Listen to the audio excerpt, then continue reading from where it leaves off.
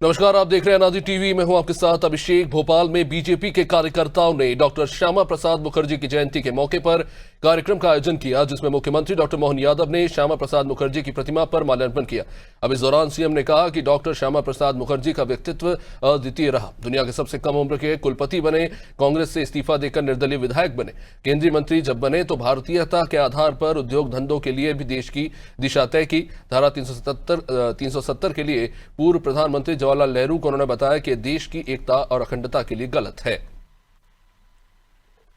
माननीय डॉक्टर मुखर्जी का जन्म के साथ उनकी जिस प्रकार से जीवन की पूरी यात्रा और उनके जो मन के संकल्प हैं वो अपने आप में बताते हैं कि एक अलौकिक व्यक्तित्व कैसा होता है, अद्वितीय व्यक्तित्व कैसा होता है। अपने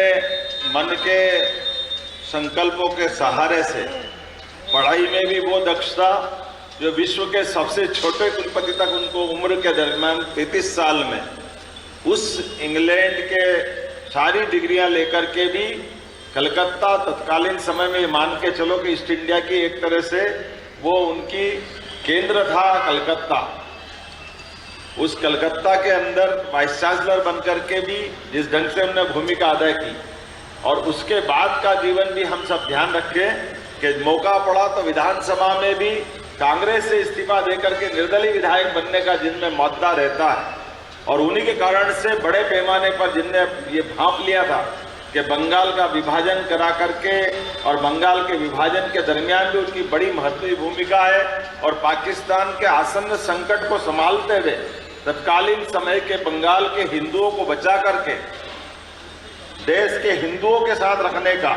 जो उनका बड़ा योगदान था, ये अद्भुत था। जिस प्रकार से माननीय डॉक्टर मुखर्जी ने निर्णय बताया भी सही और ये एहसास कराया पूरे देश को, माननीय नेहरू जी को, कि धारा 370 लगाना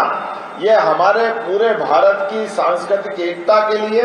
ये बहुत गलत निर्णय होगा। देश की आजादी के साथ ही ऐसे संकटों को पहचानना, इस दृष्टि से पहचानना,